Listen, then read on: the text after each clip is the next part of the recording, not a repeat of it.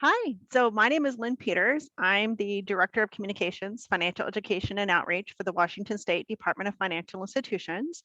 I am here to talk today about how to avoid financial fraud in your life because there are so many ways that people are out to get us. They really are out to get us, I promise. And it's not good news, but there's great news about things you could do to protect yourself, and that's what we're going to go over today.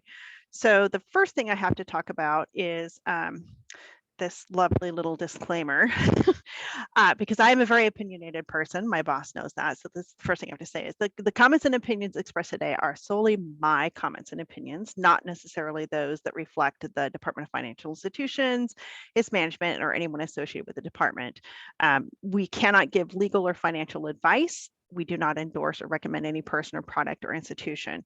So while I'm going to be giving you generic information and education about what you can do to protect yourself, I can't tell you what to invest in or tell you to get this credit card or go to this bank or credit union. That's not anything that I can do. Just giving you a heads up.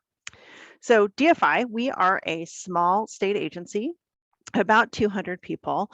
We license and regulate the financial services industry. So pretty much anything that has to do with money, your banks, your local credit unions, mortgage brokers, loan originators, financial planners and advisors, some crypto, a little bit of everything. If it has to do with money, we probably license and regulate it, although the big people are not our problem. So Bank of America, Wells Fargo, those gigantic institutions, those are federally regulated, not state regulated.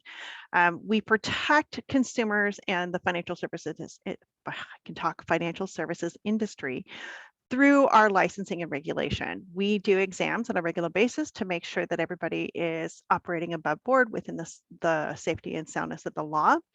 And we provide education to consumers so that consumers know there are laws and rules and regulations that are there specifically to protect them. And that if there's a problem, if there's some discrimination, if there's been a violation of the law, that you can come to us and we will examine, we will look into that. And we have taken action against several organizations. Most of our local folks are operating safely and soundly, though, so we're happy to share that. Our financial institutions are safe and sound in Washington State. I want to emphasize that. So the last couple of years have been quite interesting, I will say. We've had massive fires that kind of kicked us off into 2020. We've had obviously a deadly global pandemic with ever-changing variations of COVID. We have 2 more new ones.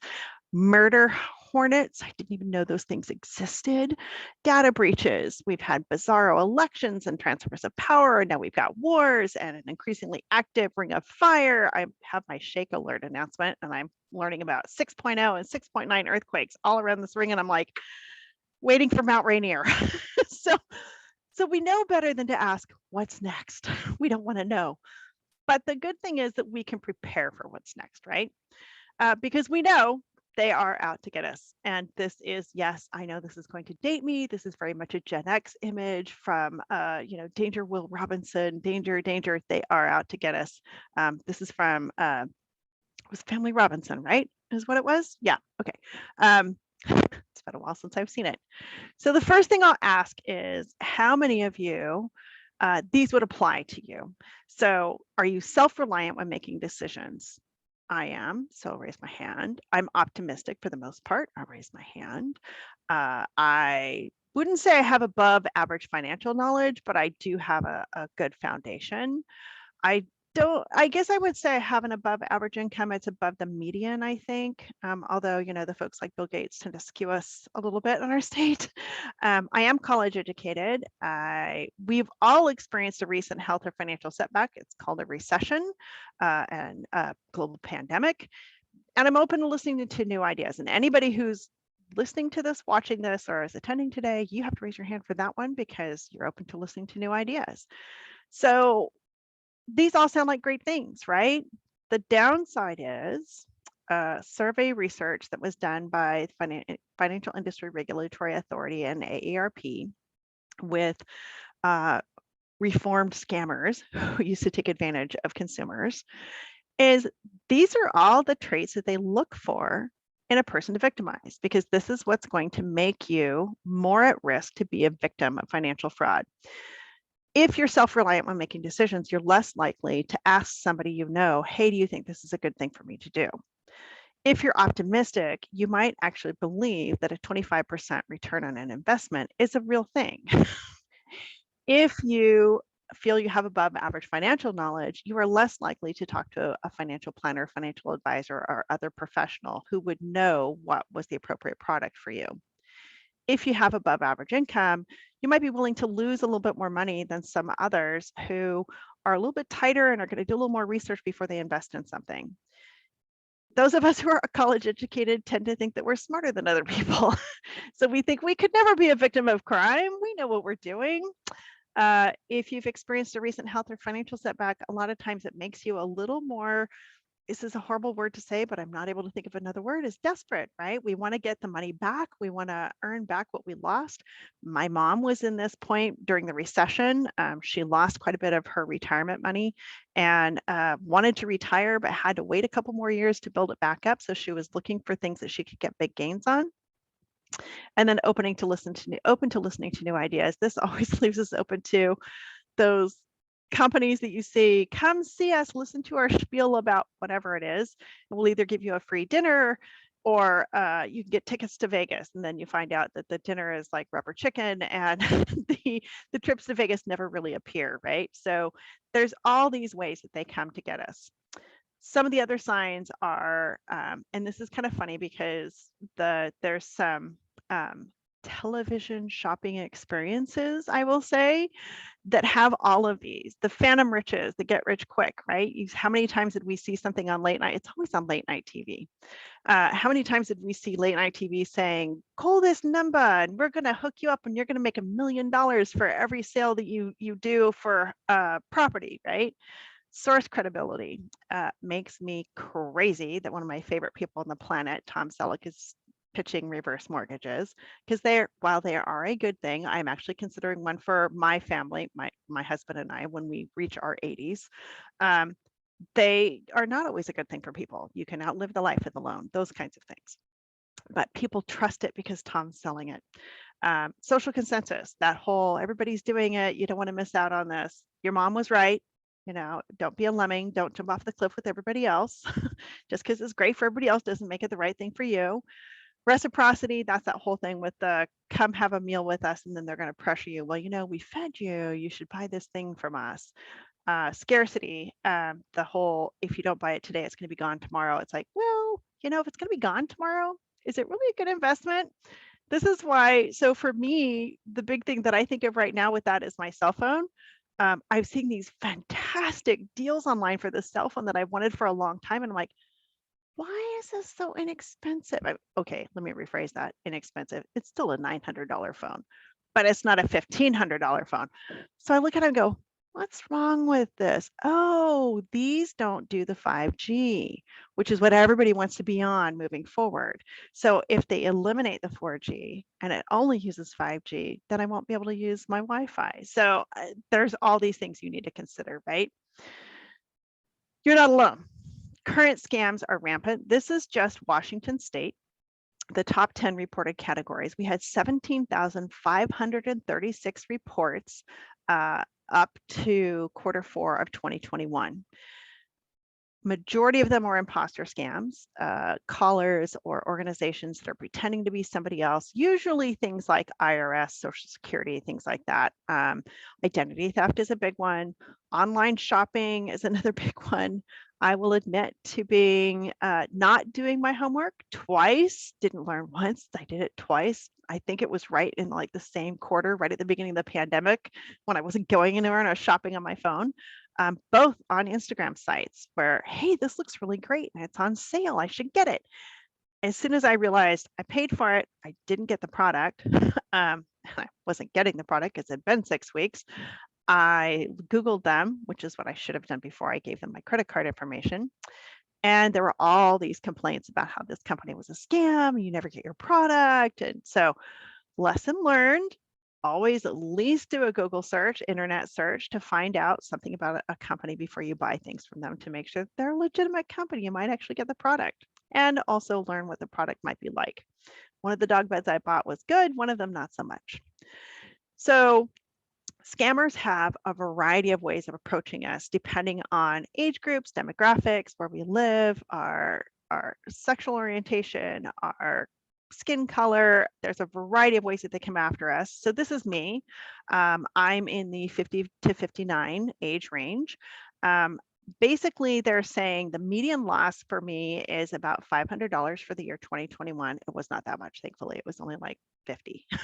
Thank God. The fraud loss reports for my age group were 130,000 of that age group. This is nationwide, not statewide. The predominant way is online shopping, exactly what I said. Contact method was through website or apps. Yep, that's what I said. And I paid with a credit card. Exactly. This totally pegged me. Business imposters. Yep, because they had the video from another company, but it didn't go to that company. Romance scams don't apply to me. I'm married. But I did watch Tinder Swindler last week, and I swear that guy lives next door. He just now has a man bun and drives a Subaru. Scams are everywhere. I mean, absolutely everywhere. And all kinds of global or local things, whether it's we have the war in Ukraine. So now we have all these things popping up. Donate to the people who are at risk, donate to the people who are impacted. Make sure that you verify that the organization you're going to donate to is actually a 501c3, that they're actually taking money to the people of Ukraine, that they're actually helping those people and not just lining their own pocketbooks. COVID, we had a ton of them. This was an actual newspaper headline. Man was charged with allegedly selling fake COVID-19 and cancer vaccines out of his garage. They still don't know what he injected into people's arms. We are hoping it was saline solution, but he charged them between $400 and $1,000. This is back before January 25th, 2021. This is before everybody else could get those vaccines. So people were willing to pay the extra money thinking they were getting a jump on everybody else. Fear is a huge thing that makes us fall for a variety of scams, right? Fear is a big thing. I'm going to not share that other website that has the top scams, but I will send you the link, and that will be in the handout that you can add. There's a million ways that people are coming after us, whether it's Cash App payments, Venmo holding on to money because he's not giving them a birth date. PayPal, I've got a great story about that with my stepdad who paid $50,000 for a carnival bear. He thought he was buying a lovely piece of machinery for his work, and what arrived on his desk was a carnival panda bear. And it took about 3 months for him to work that out because PayPal issues payment as soon as the item is delivered. They don't verify what was delivered. Social security scams, phone scams, phishing scams, fake check scams, you name it, there's a scam out there of some kind. Where do phone call scams come from? Majority of them, as you can see here, are international. This is something that makes it really difficult to track and go after. The Nigerian fraud ring that got the Washington unemployment, that was very difficult. It took, I want to say, 3 to 5 different national agencies working to get after these folks because they did multiple states. It wasn't just our state. They're very complex. We're always going, I want to go serve the announcement in Jamaica. We never get to go do that. But this is where a lot of, we see Jamaica, we see Russia, we see Indonesia. It's always in a place that's very difficult to go track these people down. There are a lot of them. There were a ton of COVID scams. There were test kits. There were people calling, telling you, come pay money and we'll set you up with an appointment to go get your vaccine. There were emails, there were text messages. There were all these things that had click on this link, open this file, whether it was malware that, ransomed your computer, or, I mean, it was just so many different kinds of scams that were out there. And then, of course, we had all of the fake N95 masks. So it really is buyer beware in so many ways for consumers today, especially in the middle of a pandemic. You have to do your homework. You have to do an internet search beforehand.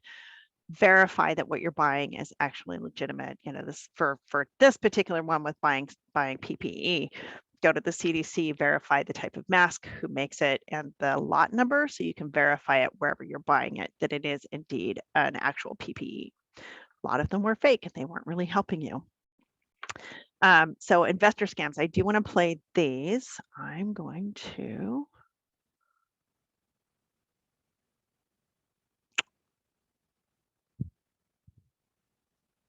play a video for you. You wouldn't fall for this or this. So why would you fall for something like this? Investment scammers have many tricks to take your money. Look out for these warning signs. Don't fall for fake testimonials or feel pressured for fear of missing out.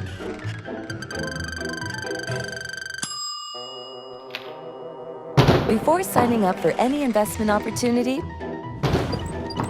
protect yourself. Do your research and invest wisely. Learn more at investor.gov. Before you invest, investor.gov. It's a great tagline. I love it. So we're going to watch one more with them. You've worked hard to keep your hard-earned money safe, but investment scammers use many tricks to take your money and vanish without a trace. Before buying into any investment, look out for these warning signs. Scammers will urge you to use a credit card, increase your credit limit, or pay with multiple credit cards. They may also ask you to wire money abroad or to a personal account. Don't stay in the dark about where your money is going, because if the investment turns out to be a scam, you may never see your hard-earned money again. Before signing up for any investment opportunity, protect yourself, do your research, and invest wisely. Learn more at investor.gov. Before you invest, investor.gov. So that is focused on investing, obviously. And there are a lot more ways that they're out there to get us, right? So it's not just investing. Oh, my windows are all messed up. Hang on. Too many windows open. Okay, there we go. Utility, government, law enforcement, in the winter times, we hear this a lot. I hear especially elderly people getting phone calls from someone pretending to be their electric company saying, we don't have your payment. You need to contact us right now and send us a gift card with $500 on it so that we can pay your bill, or we're going to shut your lights off. And first of all, nobody's ever going to ask you to pay for your electricity or any legitimate bill with a prepaid gift card or iTunes card. Second of all, there are protections in place. There are laws in place that prevent them from shutting your power off on a Friday night at 4 p.m., which is usually when they call, for lack of payment. You have a grace period for a reason. They will give you lots and lots of notice. You will get notifications in mail. You will get emails. You will get other phone calls. It's not just the one. And when people call and say, I've got a warrant out for your arrest, I'm going to come and arrest you unless you give me money, or I'll come to your door and you can give me cash. I have 2 really scary dogs. And I'm like, I'll see you in 10 minutes. I'll be waiting for you. Bring the fuzzy handcuffs. I don't want to have any bruises on my arms when you arrest me and take me away. So I make sure that I'm protecting myself. I know the kinds of scams that are out there. I know what I owe. I know what I'm current, what I'm not current on. I'm kind of a nerd about credit scores. So I try to make sure that all my bills are paid on time, because that's the number one way that you build your credit score, right? Is to pay your bills on time.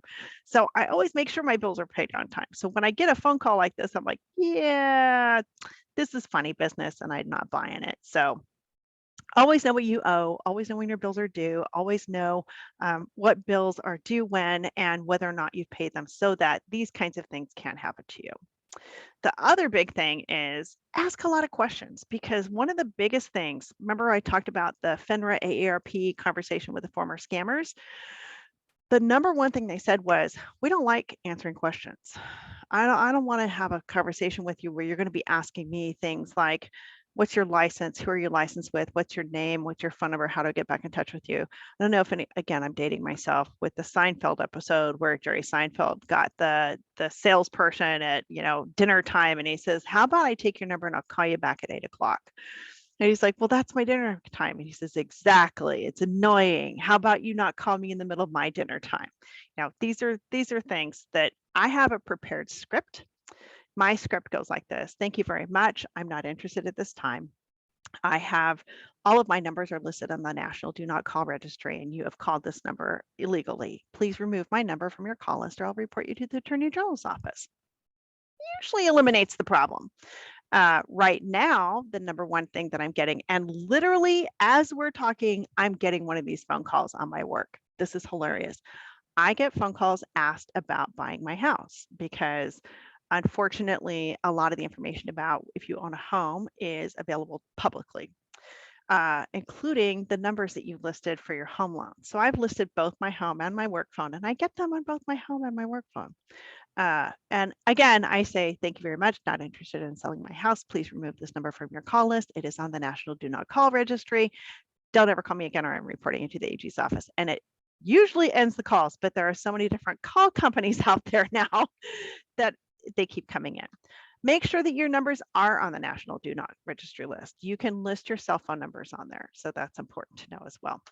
Have that script. If you're being sold something, if you're actually interested in doing an investment or buying a product, ask a lot of questions and then go verify the answers that you're given.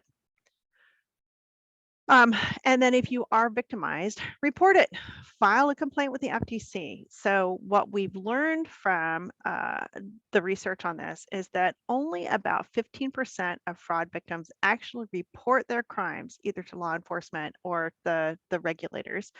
And a lot of it is because as we get older, we get really embarrassed about admitting that we were victimized, that we fell for a scam. And as we get even older, what we're really afraid of is somebody thinking that we're incompetent, somebody thinking that we shouldn't be allowed to live on our own, somebody thinking that we shouldn't be allowed to handle our own money. And I guess that would go for younger folks too. When you finally get your first credit card, or you finally get your first checking account, you don't want your parents to think that you've messed it up, right? So you don't want to tell anybody. Make sure that you report it. It's so important because if it's not reported, we can't investigate it. We can't go do an examination, and we can't take action against the organizations that are victimizing people. And there's a variety of places that you can do this, whether it's the Federal Trade Commission, which is a really good place to start, FTC's Report Fraud. It's reportfraud.ftc.gov. There's the all the acronyms. There's the SEC, the Security and Exchange Commission. There's FINRA, the Financial Industry Regulatory Authority. There's CFPB, which is the Consumer Financial Protection Bureau. If it's local, there's us, Department of Financial Institutions. There's the Attorney General's Office. Secretary of State is another one. Secretary of State's a great one if it's supposed to be a nonprofit, because they regulate nonprofits and charities. There's so many different ways that they take our information. Good old dumpster diving is one of the top ones. It's still one of the top ways that people get their information. If you aren't using a crosscut shredder that makes confetti out of things, remember, these people don't have jobs. This is their job, right? Their job is to be a criminal, and they're pretty good at it.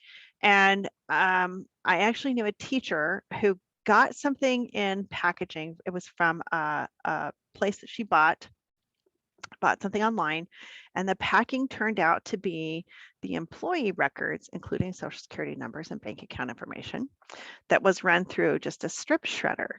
So she took the time over her summer vacation to tape all that stuff back together and mail it back to the company and say, you might want to rethink your packing product. So it's possible. It is possible they can do that. So use the crosscut shredder, turn it into confetti, make it impossible for them to do this. Job recruitment scams. While we went through the Great Resignation, people are looking for work again, and people are looking for work in a new way. A lot of folks are looking for work where they can work from home. So they're online looking at these sites. It's really easy to build a website. I've met literally 6-year-olds who can build a website that looks just like monster.com, but it's not. These are places where they can glean information. Do not ever put your social security number in there on any of these. The only time you should give your social security number is when you are talking directly to the company, and usually not until you're being offered a job. Our agency, we do background checks and we do credit checks because of the nature of the financial services business that we do. But we wait until we are close to hiring somebody before we do that. You should never get that information up front. Hacking, that's, they're out there. We know they're out there. We read the news about the big hacking, what do you want to call them, a coalition of Anonymous, where they fought back on the Russian hackers that were taking down, electricity and things like that in the Ukraine. They fought back. Well, they can do bad things too. Hackers can come after your personal information. They can go through your Wi-Fi if it's not locked down. Shoulder surfing is a really simple thing that I tell people, be very careful where you do your financial transactions, where you do your financial research, paying bills, things like that. Make sure that it's on a secured Wi-Fi for starters. Have to have a password. If you don't have a password, don't do it. At the grocery store, the point of sale, where you're entering your debit card information, your PIN number. I have a big bubble. My personal space bubble is the size of my arms. I have a big space bubble. I don't want you in my bubble. When people start creeping in on my bubble, especially at grocery stores or wherever I'm doing a point of sale transaction where I might have to enter a number, or where somebody could see my card number, I'm very bold. I'm not ashamed to just turn around and say, I need you to take a step back. And I've had people kind of push back on that. And I've said, well, okay, then you can come up here and you can enter your transaction information and you can enter your PIN number where I can watch you. And they've been like, oh, I didn't realize that's what you thought I was doing. It's like, yeah, so I need you to take a step back. The other thing is, when you see somebody standing behind you and they're on their phone like this, be cautious of that as well, because they may not just be on their Facebook page, they may be recording you and recording the numbers on your card and your PIN number. That's not something you want out there. So be aware of your surroundings at all times, especially when you're doing financial transactions. Come back to the phones and computers. So phishing and smishing are ways that they get your information. Phishing is a technique that they use to get your personal information. They'll send you an email that looks legitimate and is asking for updated information. They're asking for your bank account or your social security number or enter a credit card, but it's not really from the company that it says it's from. And smishing is the same thing, but it comes on SMS messaging, which is your text messages on your cell phone. So I just said that. Here's an example of a fake Netflix email that says, hey, dear member. Well, first of all, they're probably going to actually know your name and it's going to say, dear Ms. Peters for me. Look at the website that it's from or the email that it's from. This clearly is not a Netflix email. You're probably going to see some misspellings. Authorizing is misspelled. For those of us who rely heavily on spell check, this might not be something we catch all the time, but keep an eye open for it anyways. Go to Netflix payment. If you hover over the link, you'll oftentimes have something else come up like this, hackersite.com. Don't ever click on the links until you know what it is. Hover over it first. And then call us anytime. So they're driving you to, they want action, right? Anything that's asking you for action and they're asking for information. This wants your payment information updated. And they're driving you to a phone number. They're driving you to a website. Be cautious of these things.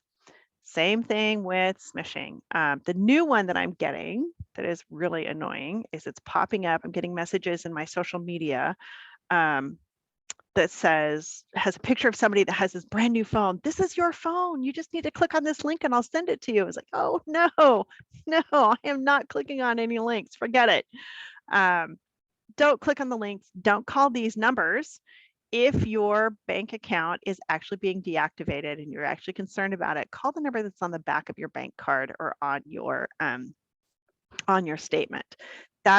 This could be a completely false number, and it could just be go to a warehouse room of people with nothing but phones who are running money on this. Delete everything like this when it comes through. Just hit delete. Don't answer it. Don't try to outwit them. Don't try to outsmart them. This is my father-in-law thinks it's the greatest thing in the world to sit on the phone with them and try to outsmart them. I'm like, please don't. It's a great thing. It sounds like a lot of fun until they talk a circle around you and talk you out of money. And you just don't want to go there. Just delete the information. Social media is a way that they're getting this, a lot of things. So if you get extra friend requests from people that you're already friends with, reach out to them on their cell phone number, text them and say, hey, did you send me another friend request? Because I got another one. A lot of times, as soon as they get a couple of those, they'll put a post on their social media that says, hey, this isn't me, be wary. Don't fill out those. Oh, it just makes me crazy. Here, take this Facebook quiz and give all the information. That is actually like every question that your bank or any financial institution is going to ask you to use as your backup password information. You know, your mother's maiden name, where you went to high school, what your dog's first name was. Don't give that kind of information online. It's just don't. Make sure that your privacy settings are pretty high. Don't geotag photos. I know this is a big thing for a lot of folks, especially like I'm a hiker and I have joined these, challenges. What is this one? It's my adventure challenge and my spring fling challenge. And they're like, yeah, just put the geotag in your photos. No, I will tell you where I went after I've gone and come home and I will hashtag it, but I am not geotagging anything. I don't want people to know where I am all the time. I don't need to be that findable, we'll put it that way. The other thing is, and this is back before, now we use our phones, right? We use various mapping apps, whether it's Waze, or Google, or whatever you use. Don't put home as one of your items in there, because if somebody does get your phone and logs onto your maps, they hit home and they go to your home. They know you're not there because they've got your phone. You've probably gone to a concert, gone shopping, something like that. Then they can go rob you blind. And we saw this a lot when people had the Garmin devices that they left in their cars, parked at a football game or parked at a concert. They'd be like, yeah, we know all these people are gone. We're going to go back to their houses now. Please don't put your home in there as home. Put it as something else. Joe's garage, whatever. Some other common scams, the lottery and the sweepstakes. I get a lot of emails and text messages that I've won the lottery from Jamaica. I've never been to Jamaica. I've never entered anything at Jamaica. I haven't won the iPhone. I didn't enter to win an iPhone. The charity scams, anytime we have a natural disaster or anything big that comes along, like I said, like the wars, you're going to see all these people raising money. One that was particularly despicable was when the mudslides hit the community of Oso and pretty much wiped the community off the face of the planet. There were charity scams. People thought they were donating to help these families who'd lost everything, including half their family, and they went into somebody's pocket. So be very cautious about even like the Kickstarter, the GoFundMe, all of those fundraising sites. Be very cautious and make sure that you know somebody who is connected to that. If you don't know somebody connected to it, go with a larger entity that you could verify in the Secretary of State as an actual 501c3.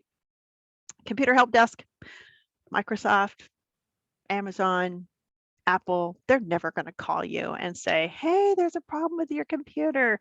You're on your own to figure that out. Please don't ever give people your information. Now we're seeing financial aid scams. There's so much talk about student loans and financial aid, which, by the way, the financial aid payment pause has been postponed, too many P's in there, until August 31st. So we still have some more time before we have to restart those. Grandparent scams, I have met 3 people who have fallen for these. They have joined Facebook to keep in touch with their grandkids. They've gotten a direct message from one of their supposed grandkids that says, hey, I'm on spring break in Mexico and I got in trouble and I'm sitting in jail. Please don't tell mom. Can you wire me $3,000 to this account? They did it. The one grandparent that I talked to, he lost $10,000. I do not have $10,000 that I can lose. I do not have $10,000 that I could loan, let alone lose. So be very aware of these things. Online dating scams. Again, go watch Tinder Swindler. It was one of the most mind-blowing things of how scammers are very good at psychologically profiling us and knowing exactly what buttons to push and how far they can push them to get money out of us. And this particular person is alleged to have convinced these women to take out loans, personal loans, to help him stay safe with his security team when he was actually out with other women and having giant parties, to the tune of $150,000 or more. be very cautious with the money that you give out. We work too hard for our money to have it be stolen. Robocalls are rampant. We get them all the time. There are the phone companies, the cell phone companies are trying to crack down on these things. They have filters that try to filter them out. They will come up and tell you this is potential spam a lot of times, especially if it's coming from like a toll-free number. But they are getting through. The other thing is there are apps and algorithms that they can use to spoof numbers. My husband got a call from himself one day. he held up his phone and goes, "Do I answer this?" I'm like, "No, you don't answer that." It's amazing how it looks like it's from somebody who might be legitimate, but it's not. Just be very cautious. If you immediately realize, oh, this is a scam, oh, this is just a robocall, just hang up. It's, you don't have to be polite to scammers. This is something that we were trained from very young. Be polite, say thank you, ask please. No, just say thank you very much. I'm not interested. Please remove my number from your call list and hang up.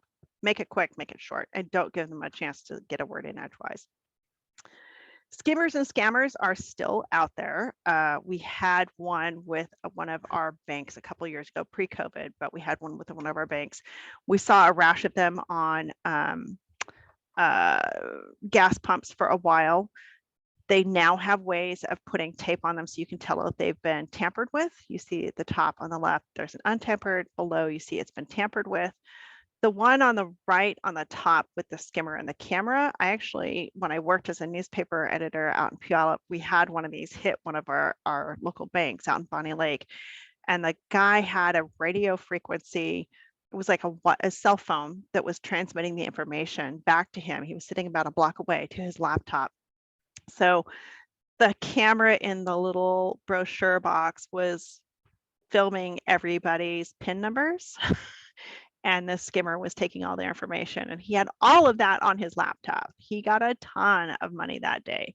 I'm very cautious about where I go get cash. I try to make sure that it's someplace that people go to every day, that it's monitored regularly, those types of things. And I have the ability to turn my debit card on and off with my financial institution.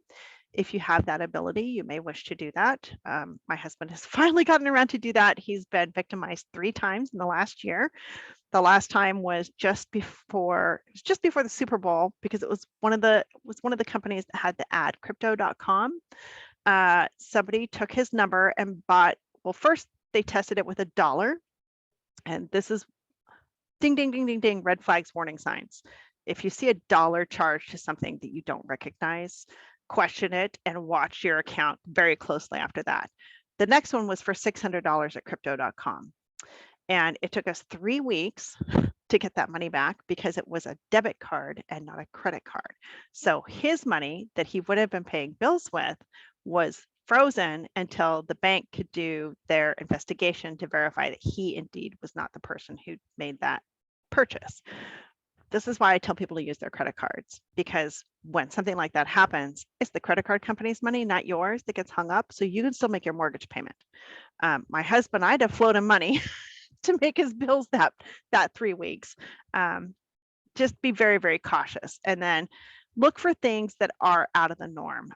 If you walk up to a ATM where they have there's 2 ATMs, and one has a piece of paper taped on it that says this one is broken, go use this one. Don't use either of them. Go somewhere else, because usually what that is there's been a skimmer attached to the one that they're guiding you to, and they don't want you to go use the other one, but both of them could be compromised. Be very cautious. A lot of times if it's out of money, if it's broken, the little window screen is going to tell you this is not in service. Just go to another place. It's kind of a pain in the behind, but it's less of a pain in the behind than losing your money. I'll put it that way. Anytime you're out doing things, make sure that if you're using Wi-Fi, that you are on secured Wi-Fi, something that has a password required. Do not do anything on a public open Wi-Fi like banking, paying bills, shopping, or logging into anything that requires a password. Basically, the rule is if you aren't going to shout it out in a public room, don't enter it in your phone or do it on your phone if you're on an unsecured public Wi-Fi. Public Wi-Fi's are great. I love when I'm sitting at Starbucks and I can go surf the web. I'm not going to do my banking there, not on the Wi-Fi. I will use my phone service, but not the Wi-Fi. I've just gotten to where I don't use unsecured public Wi-Fi, period, just because it is so dangerous. Gift card scams, again, if you're ever told to pay anything with a gift card other than wherever that gift card is for, just don't. It's usually a scam. There are a lot of ways that you can inform yourself. DFI, we post alerts on a regular basis. Consumer Protection Washington is an organization. It's a coalition of all the acronyms. It's Secretary of State, SOS, Attorney General's Office, AGO, FTC, Federal Trade Commission, UTC, Utilities and Trade Commission, all the state acronyms. We're all a coalition and we work together to protect consumers. Attorney General's Office has a great scam alert site. And then federally, this Consumer Financial Protection Bureau. If you're not interested in reading, we have videos. We have a lot of videos because I love videos. I'm going to share a few more videos with you too. If you become a victim, report the fraud, report it, report it, report it, report it. Make a police report if it's a big one. Report it to your financial institution first. Make sure you get things locked down. Report it to your credit bureaus. Lock or close the compromised account. Freeze your credit if it's a credit card so that they can't access any more of it. Our credit is frozen. We did that as soon as we bought the house because we were like, we're done. We don't need to buy anything big. I forgot about that 10 years later when I was going to buy a new vehicle. She's like, yeah, we can't process your request. I was like, what? What's wrong with it? She goes, well, apparently it's locked. I'm like, oh, I forgot about that. So then I had to go dig through my files to go find what the process was to open it up. So don't lose those either. If you lose your pins, you're in trouble. And place a fraud alert on your accounts and your credit if you've been a victim, because you need other people who might be going to look at taking credit out in your name, whether it's for a car loan. I talked to somebody, a Walmart checker actually, who somebody had taken out a home loan in her name and then defaulted on it. So she had not just this crazy home loan, but they had defaulted home loan on her credit. I was like, okay, here's my card. We need to talk because we need to get you through this process and it's going to be a long drawn out. It usually takes, if it's a big identity theft issue, it takes up to 4 years to get it completely wiped off your record. So it's really, it behooves us to do the work beforehand and take those extra steps of using an RFID sleeve, of not using unsecured public Wi-Fi, of asking questions, of doing these things, of being preventative, as opposed to having to take care of it after the fact. If you do become a victim, facts generate outcomes. We need to know the who, what, when, where, why, right? And as many details as possible in order to really go after people and get money back. Now, here's the sad part. If it has been like for us, we investigate things like investment fraud, people who have defrauded people out of, like said they were investing in things, but they weren't, they were putting it in their pockets. We've had a few of those. The really sad thing is we rarely can get the money back, because what we're going to do is we're going to sell whatever they bought to get you your money back. And that money is pennies on the dollar because it's sold in an auction. And that's if it's something that can be sold. A lot of times what they buy, there was one instance where it was a family that benefited from it. They bought trips. Everybody went on cruises, everybody flew first class, so those aren't things we can sell to make money back, to give you your money back. So just be cautious that a lot of times you're not going to get your money back. The best action that we can take is to take legal action against them and, censure them, put them out of business. In some cases, they go to prison. I love it when criminals get prison time. It makes me very happy, but it is rare, and we do need facts to generate those outcomes. So take precautions. Lock up your important documents. You don't ever need your Social Security card with you. Do the opt-out pre-screen credit offers. This gets you out of credit offers with companies you don't already have a relationship with, but not ones you already have a relationship with. You have to tell those other companies directly, I do not want pre-screened credit offers. Please do not send me the envelope that has the checks attached to my account that I can go write for $3,000, because scammers know about those checks and they steal them out of mailboxes all the time. And then you're suddenly getting this bill for a credit line that you don't know anything about. So do the opt-out pre-screen. and you can register with the do not call and shred it. This is the confetti. This is what it looks like. Make sure it looks like that. Your recycling people will hate you, but you will love yourself. Use your RFID sleeves. These are little envelopes that for your credit cards, your debit cards, and your enhanced driver's license, because that also has an RFID sleeve in it, or RFID chip in it. Put your cards in there. That makes it so that they can't be skimmed or scanned without your permission or knowledge. Sign your card, because there, as in that 2-point type of the credit card agreements, there is a little line that says if you don't actually sign your card, you're not eligible for the protections that are offered in it. So you might be required to pay back that $500, $600, or $5,000 that a scammer takes on your credit card. Whereas if you've signed it, you're only liable for up to $50 if you catch it in the first 30 days. I usually will write my signature in a black Sharpie, put the tape over it, and then take a red Sharpie and I write CID, so that it creates just a little bit of a juxtaposition. So whoever's taking my card will go, oh, I'm supposed to look at this and verify that this is indeed you. May I see some ID? It doesn't always work, but sometimes it does. It usually gets picked up in the holidays is when they'll start checking ID again to verify that it's really you. Take precautions with your technology. Make sure you're updating any kind of malware or antivirus protection. Now we're telling people, instead of using passwords, use passphrases. This one, using the numbers and the letters and the icons. This one says purple penguins rock. Just make sure that you can do the extra signs. Like sometimes you can't use the @ sign or the ampersand sign or anything like that. You have to use specific, pay attention to that. What I'm hearing now is that they're asking us to use 23 different characters to make it a strong passphrase. And I just can't maintain all that in my head. So I have a password keeper on my phone that is also encrypted, that I just have to remember that password to get into all the other passwords. And I back it up on a monthly basis.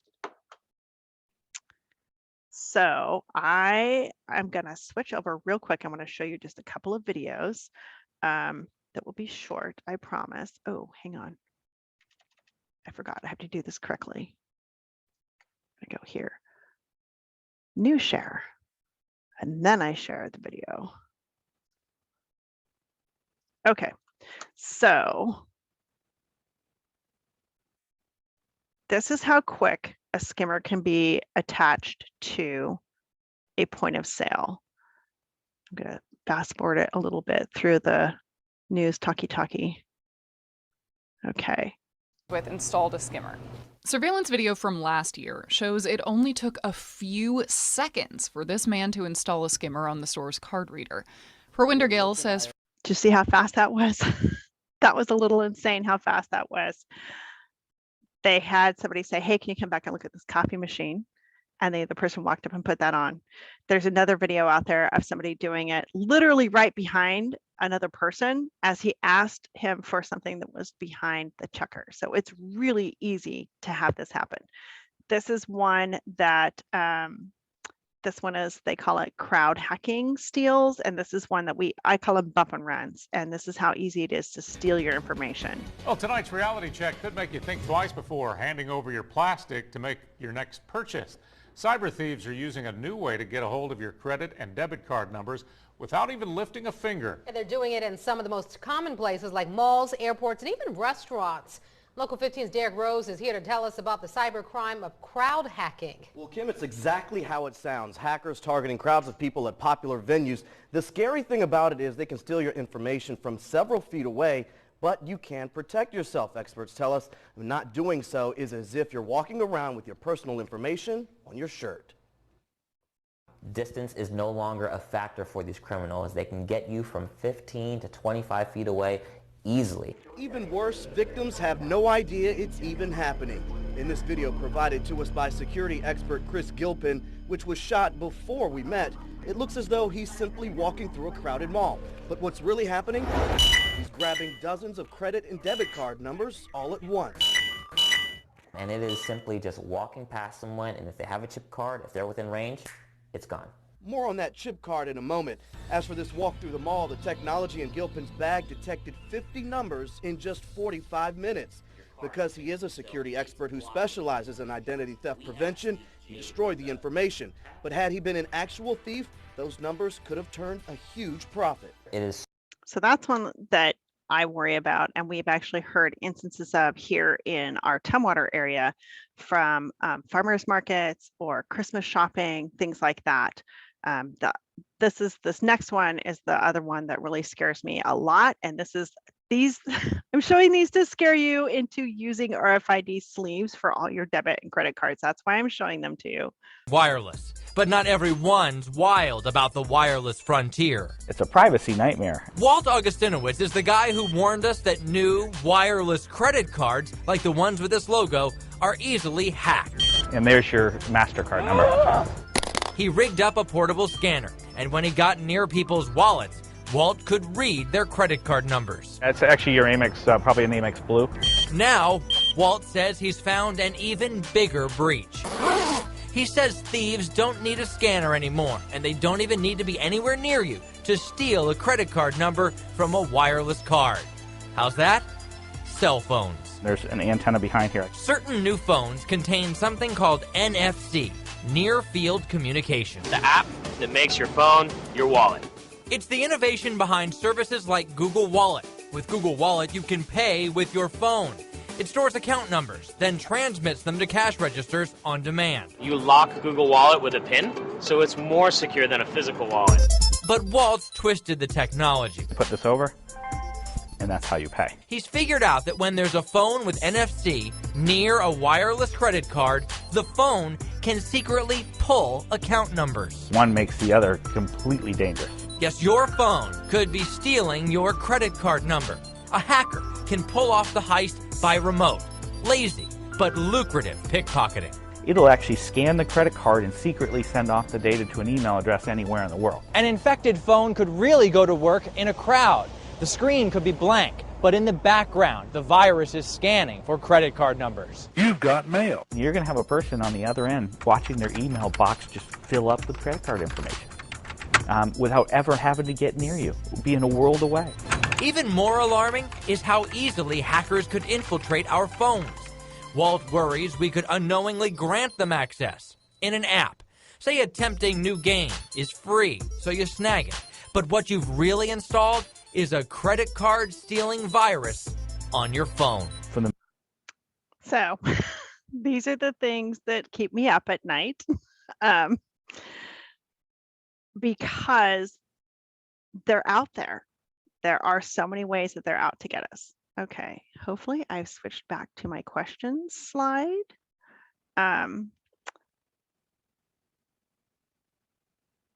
Do we have any questions? Now I've showed all those scary videos. These are the videos that keep me up at night and remind me that everybody needs to have their RFID sleeves, and I'm getting those dropped off to you at Monday, so you'll have them in your branch, and you can order them by sending me an email, communicationdir@dfi.wa.gov. Just email me, tell me your address or wherever you want me to mail them to, and I will mail them to you. I know it sounds like I'm asking for personal information. I honestly will just mail you information. It's at least DFI. And then the other question that we have is, would you please be willing to fill out our survey about whether or not this presentation was helpful for you? And I will post that link into the chat as well. So that will be available to you as well. But then a final reminder that now that I've spent all this time talking about the horrible things that are out there and all the ways that they can take your money, life really is good as long as we're taking precautions for ourselves. You can rest assured that for the most part, we are safe and sound. Our financial services are safe and sound. DFI is on the job. We are making sure that our banks and our credit unions and all our licensed entities are safe and sound. But take precautions so that we all get to retire on a lovely beach like this somewhere someday, right? Are there any questions?